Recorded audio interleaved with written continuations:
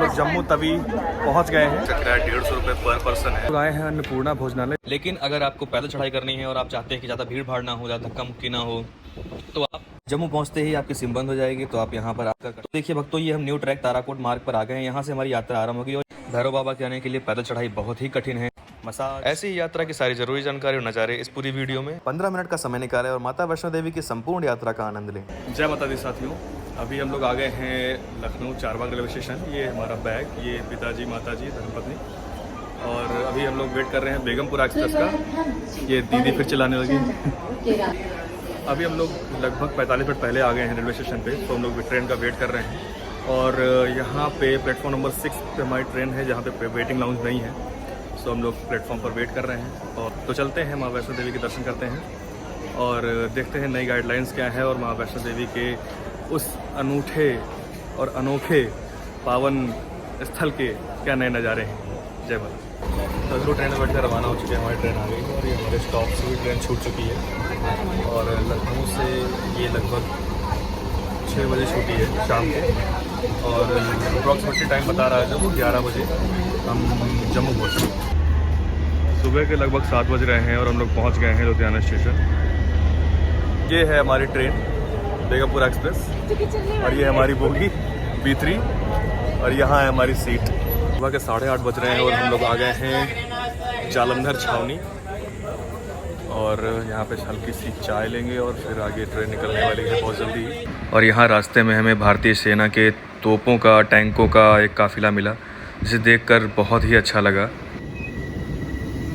अभी ट्रेन हमारी लगभग 1 घंटे लेट चल रही है और अभी 10 बज रहा है और हम लोग पहुँचे हैं पठानकोट छावनी, और इसे अप्रॉक्सीमेटली 11 बजे हमें जम्मू पहुंचा देना चाहिए था, बट अभी लगभग 1 घंटे हमारी ट्रेन लेट चल रही है। तो पठानकोट से हमारी ट्रेन निकल चुकी है और अभी हम लोग चाय पी रहे हैं, और लगभग अभी 2 घंटे लगेंगे हम लोग को जम्मू पहुंचने में। हमारे सफ़र का ये सेकंड लास्ट स्टेशन है, इसके बाद सीधा हम जम्मू पहुँचेंगे, और ये स्टेशन है कठुआ। तो लगभग 12 बजने वाले हैं, 11:50 हुए हैं और हम लोग जम्मू तवी पहुँच गए हैं। और ये हमारा परिवार, सभी लोग बिल्कुल रेडी माँ वैष्णो देवी के दर्शन के लिए। जय माता दी।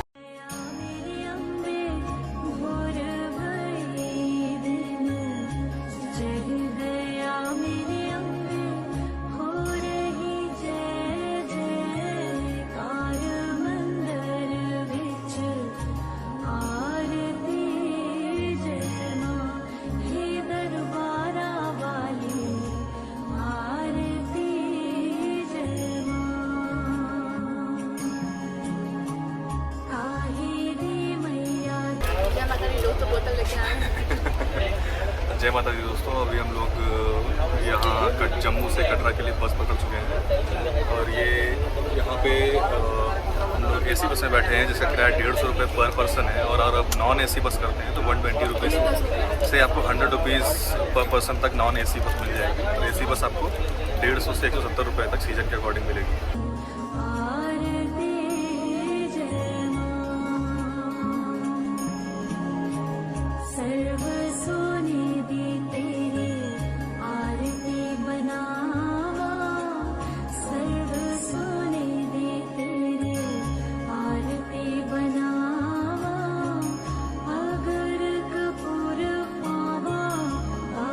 हेलो दोस्तों, हम लोग कटरा आने के बाद ये आशीर्वाद भवन में रुके हुए, और यहाँ पे हम लोग फ्रेश होने के बाद आराम से रेडी हो गए हैं भवन पर जाने के लिए, अपनी यात्रा की चढ़ाई आरंभ करने के लिए। और यहाँ पे ठहरने की कैसी क्या व्यवस्था है, वो आप डॉर्मेट्री भी यूज़ कर सकते हैं, जो आपको 100 से 150 रुपीज़ पर बेड के हिसाब से भी मिल सकता है। और आप रूम 1000 से 2000, 5000, 10,000 जितने भी आपकी रेंज के अकॉर्डिंग आप रूम भी ले सकते हैं। तो अभी जैसे आके केवल फ्रेश होकर निकलना था, रूम लेने का कोई मतलब नहीं था, तो उसके लिए हम लोगों ने डॉर्मेट्री यूज़ किया। उस वहाँ से वापस आने के बाद देखते हैं कैसी क्या व्यवस्था करनी है। तो अभी हम जा रहे हैं, एक्चुअली लॉकर के लिए चेन चाहिए होता है, तो चेन लाने जा रहे हैं, जिसके बाद लॉकर में सामान रख के यात्रा आरंभ की जाएगी। यहाँ से निकलने के बाद पहले काम है कि लॉकर में सामान रखने के बाद पहले भोजन करने निकलना है। भोजन करने के बाद यात्रा आरंभ कर देंगे। तो जहाँ हम आशीर्वाद भवन में ठहरे हुए हैं वहाँ की बालकनी से सीधा माँ भगवती की आप ब्लू लाइन देख रहे हैं। ये ब्लू लाइन पूरा टेंट शेड है जहाँ से इसमें चढ़ाई करनी है। चलिए जय माता दी करके चढ़ाई आरंभ करते हैं। आए हैं अन्नपूर्णा भोजनालय, जो कि पूरा ये निहार का कैंपस जो है इसी में आपको मिल जाएगा। और हम लोग यहाँ से देखो सब लोग रेडी हैं चढ़ाई के लिए, माता के दर्शन के लिए। और हम लोग भोजन करके बस यहाँ से निकलेंगे दर्शन के लिए। अगर आपको यात्रा घोड़ा पिट्ठू पालकी से चढ़ाई करनी है तो आप पुराने मार्ग से चढ़ाई आरंभ कीजिए। लेकिन अगर आपको पैदल चढ़ाई करनी है और आप चाहते हैं कि ज़्यादा भीड़ भाड़ ना हो, ज़्यादा धक्का मुक्की ना हो, तो आप नया रास्ता जो ताराकोट से होकर जाता है वो रास्ता ले सकते हैं। और नए रास्ते पर आपको जगह जगह बैठने की व्यवस्था, पानी पीने की व्यवस्था भी मिलेगी। हालांकि उतनी ज़्यादा दुकानें आपको नए मार्ग पर नहीं मिलेंगी, लेकिन नए मार्ग की चढ़ाई पुराने मार्ग से आसान है। और दोनों नए मार्ग और पुराने मार्ग आपस में जाकर अर्धकुमारी में मिल जाते हैं। वहाँ से आपको नए मार्ग का जो रास्ता बना है वहाँ से भवन तक की यात्रा अत्यंत सुलभ रहेगी। जम्मू पहुंचते ही आपकी सिम बंद हो जाएगी, तो आप यहां पर आकर कटरा बस स्टॉप पर या रेलवे स्टेशन पर 100 रुपये की सिम लेकर उसमें मनचाहा रिचार्ज कराकर उसका उपयोग कर सकते हैं। अगर ज़्यादा उपयोग नहीं है तो आप यहां पीसीओ का भी उपयोग कर सकते हैं। तो देखिए भक्तों, ये हम न्यू ट्रैक ताराकोट मार्ग पर आ गए हैं। यहाँ से हमारी यात्रा आरंभ होगी और ये बिल्डिंग देख रहे हैं, इसी बिल्डिंग से यात्रा पर्ची चेक होती है। उसके बाद अपनी यात्रा आप आरंभ कर सकते हैं। यहाँ पर देखिए सेना का चेक पोस्ट भी बना हुआ है। यहाँ पर आप लाठी भी ले सकते हैं, जो कि आपकी यात्रा में बहुत ही मददगार साबित होगी। जय माता दी। हमारी यात्रा आरंभ हो चुकी है। हम लोगों ने डंडे ले लिए हैं और ट्रैकिंग के लिए सबके पास अपनी अपनी एक लाठी है।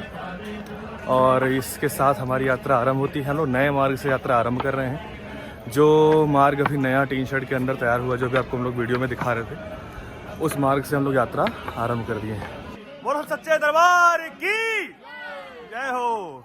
आप सभी भक्तजनों से निवेदन है कि यात्रा पर्ची हो सके तो ऑनलाइन लेकर निकलें, क्योंकि फिर यहाँ पर आपको फर्जी में लाइन लगाना पड़ जाएगा यात्रा पर्ची चेकिंग के लिए, तो उसे बहुत सारी टाइम लग जाता है।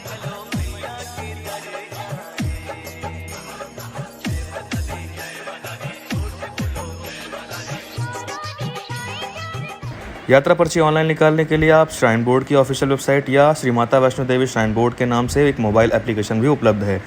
वेबसाइट का लिंक आपको डिस्क्रिप्शन बॉक्स में मिल जाएगा। यात्रा पर्ची के लिए आपको प्रति यात्रियों की पहचान पत्र की संख्या डालनी होती है और यात्रा पर्ची पूर्णतया निःशुल्क होती है। यात्रा के समय जाहिर सी बात है थकान तो होगी ही, लेकिन पहाड़ी से नीचे कटरा मार्केट के नज़ारे आपको बिल्कुल भी थकान महसूस नहीं होने देंगे। अगर आपके साथ छोटे बच्चे हैं तो उनके लिए आप बेबी ट्रॉली या पालना जिसको बोलते हैं, आप वो किराए पर ले सकते हैं। उसको स्वयं भी धकेल सकते हैं या उसके लिए एक आप व्यक्ति को हायर कर सकते हैं, जो उपलब्ध वहाँ पर आपको मिल जाएगा। यदि आपके साथ परिवार या बुजुर्ग हैं तो यात्रा बहुत ही आराम से धीरे धीरे से कीजिए। रास्ते में आपको जगह जगह बैठने के लिए बेंच, सीट और पानी पीने की व्यवस्था मिलती रहेगी। जैसा कि मैंने वीडियो में पहले ही बताया है कि यात्रा पैदल चलने के लिए आपका नया मार्ग सबसे ज़्यादा अच्छा है। पुराने मार्ग की अपेक्षा नए मार्ग पे चढ़ाई कम है, ढलान कम है, इसलिए आप आराम से चढ़ पाएंगे। जय माता दी, जय माता दी, जय माता दी, जय माता दी। जैसे जैसे आप पहाड़ी पर ऊपर चढ़ते जाएंगे और माता रानी के भवन के करीब पहुंचते जाएंगे, ये सुंदर नज़ारे और माँ भगवती का एहसास आपको बिल्कुल भी थकान महसूस नहीं होने देगा। मिलकर बोलो पहाड़ा वाली, माँ शेरा वाली, माँ मेहरा वाली। अरे जोर से बोलो, अरे छोटे बोले, अरे बड़ के बोले, सब मिल के बोले। अरे प्रेम से बोलो माँ अर्ध कुमारी, पहाड़ा वाली, माँ शेरा वाली, माँ जोता वाली। सब मिलकर बोलो, प्रेम से बोलो, सब मिल बोलो, बोलो सच्चे दरबार की।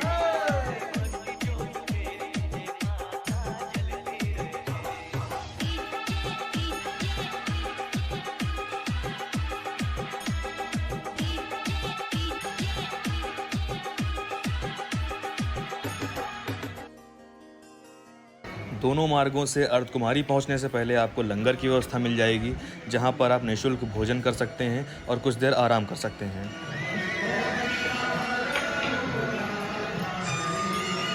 रास्ते में जगह जगह पे आपको बैठने के लिए सीट्स, पीने के लिए पानी सब मिलता रहेगा। और रास्ते में जगह जगह पे आपको लंगर की भी व्यवस्था मिलेगी, जैसे कि यहाँ पे लगा हुआ है। बीच में ठहरने की सुविधा, आराम से यात्रा धीरे धीरे करते रहिए।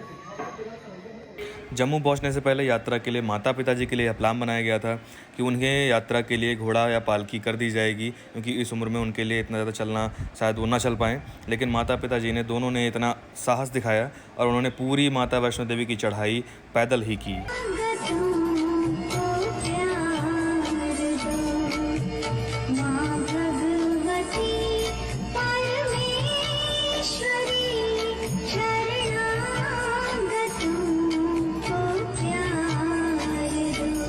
अभी हम अर्धकुमारी पहुंच गए हैं, जो गर्भजून गुफा का रास्ता दिख रहा है। इस पे यहाँ पर्ची लगती है, इस पर जिस नंबर के अकॉर्डिंग आपको माता रानी के गुफा के दर्शन होते हैं।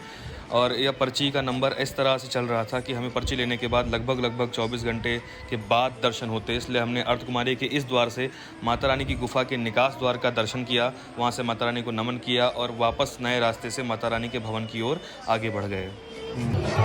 हम लोग 7 बजे लगभग चढ़ाई शुरू किए थे, 3:30 बज चुका है।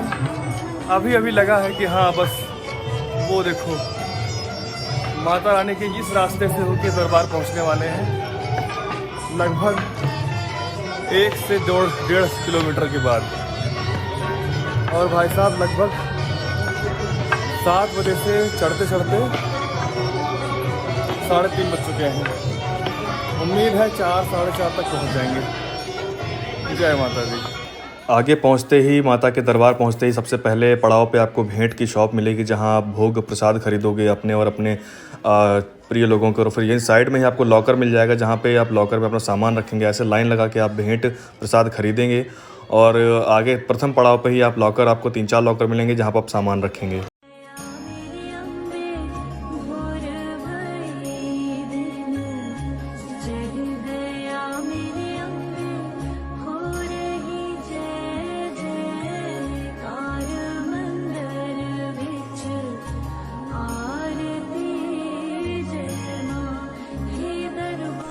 जिस टाइम हम वैष्णो देवी दरबार पर पहुँचे, उस टाइम जैसे ही मैंने ब्लॉग बनाना स्टार्ट किया, मेरा फ़ोन जो है वो स्विच ऑफ था। और उसके बाद इतना जल्दी सब कुछ हुआ। ये देखिए हमारा रोड पे आ गया। इतना जल्दी सब कुछ हुआ कि हमने अपना बैग सबमिट कर दिया और मेरे साथ में फ़ोन, बाकी फ़ोन भी सबमिट हो गए, तो मैं आगे की वीडियो बना नहीं पाया। हम लोग दरबार पहुँचे, अपना बैग सबमिट किया, लाइन लगाई और काफ़ी देर बाद माँ भवानी के दर्शन हुए। बहुत ही प्यारे दर्शन थे और बिल्कुल सारी थकान दूर हो गई रास्ते भर की। उसके बाद हम लोग भैरव बाबा चढ़ाई के दर्शन के लिए जा रहे हैं रोपवे के माध्यम से, जो रोपवे सुविधा श्राइन बोर्ड ने स्टार्ट करी है। इस रोपवे से हम लोग भैरव बाबा जाएंगे, उसके बाद वहाँ से वापस आके हम लोग कुछ जलपान करेंगे, भोजन करेंगे। उसके बाद हम लोग वापसी अपने कटरा के लिए करेंगे। भैरव बाबा के आने के लिए पैदल चढ़ाई बहुत ही कठिन है, लेकिन श्राइन बोर्ड को धन्यवाद जो उन्होंने रोपवे का सुविधा जो आरंभ किया है। रोपवे की जो टिकट है वो 100 रुपये प्रति व्यक्ति है। उसी 100 रुपये में आपका आना और जाना दोनों इंक्लूडेड है। माँ भवानी के दर्शन के बाद भैरव बाबा के दर्शन के लिए रोपवे की सुविधा के लिए बहुत ही लंबी लाइन लगती है। इसलिए आप लोगों से निवेदन है कि आप लोग अगर परिवार सहित गए हैं तो कुछ लोग पहले लाइन में लग जाएं रोपवे के लिए और कुछ लोग लॉकर से सामान निकालने जाए। अगर आप सभी लोग लॉकर से सामान निकालने जाएंगे तो लाइन तब तक और लंबी हो चुकी होगी। इतनी लंबी लाइन देखकर घबराएं नहीं, क्योंकि रोपवे में एक बस से एक बार में 42 लोग जाते हैं और रोपवे के 2 वे चलते हैं, यानी एक बार में 84 लोग अप डाउन करते हैं। तो ये लाइन बहुत ही जल्दी आगे बढ़ती है, तो इससे घबराएं नहीं। एक बार जैसे ही आप रोपवे की ट्रॉली में बैठ जाएंगे तो आपको बिल्कुल भी इतनी लंबी लाइन में लगने का रिग्रेट नहीं होगा, क्योंकि वहाँ से जो आप रोपवे में बैठने के बाद नज़ारे देखेंगे वो बहुत ही अद्भुत हैं। रोपवे से आप माँ भगवती के पूरे भवन का दिन में बहुत ही अच्छा दर्शन कर पाएंगे, बहुत ही अच्छा नज़ारा ले पाएंगे। आप बिल्कुल भी घबराएं या डरे नहीं, रोपवे के माध्यम से बाबा भैरव की रोमांचक यात्रा का आनंद जरूर लें। भैरव बाबा के दर्शन के समय भी आपको मोबाइल इत्यादि ले जाने को नहीं मिलेगा, जैसा हमें ले जाने को नहीं मिला। थकान ज़्यादा होने की वजह से कटरा वापसी के लिए हम लोगों ने घोड़े से जाना सुनिश्चित किया।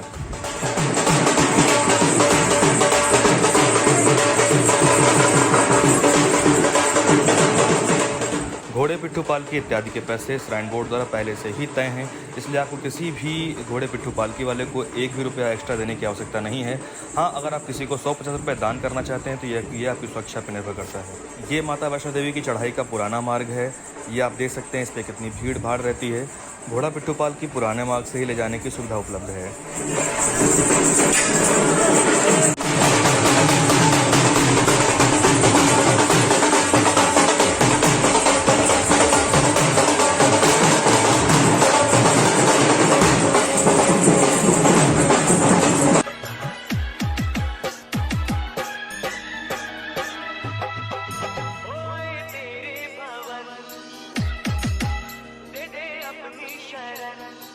पुराना मार्ग पुराने होने की वजह से काफ़ी रौनक भरा रहता है। पुराने मार्ग पर आपको ड्राई फ्रूट्स, मसाज और खिलौने, खाने पीने की सारी दुकानें, ढाबे इत्यादि मिल जाएंगे। यदि आप रास्ते में रुकते रुकाते इन सब चीज़ों का आनंद लेते हुए यात्रा करना चाहते हैं तो आप पुराने मार्ग से भी यात्रा आरंभ कर सकते हैं। लेकिन पुराने मार्ग की चढ़ाई नए मार्ग से ज़्यादा कठिन है।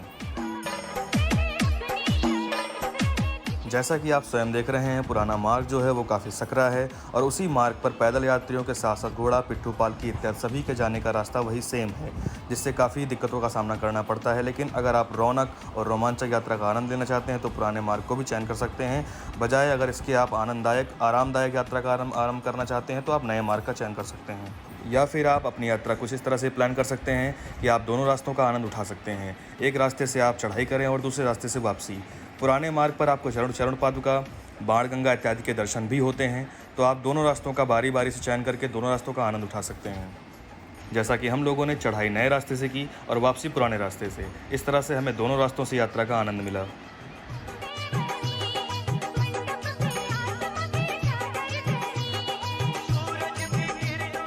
पुराने मार्ग पर आपको बॉडी मसाज की फैसिलिटी भी उपलब्ध रहेगी, जहां दुकानों पर आप लेग मसाज, थाई मसाज और फुल बॉडी मसाज भी करा सकते हैं।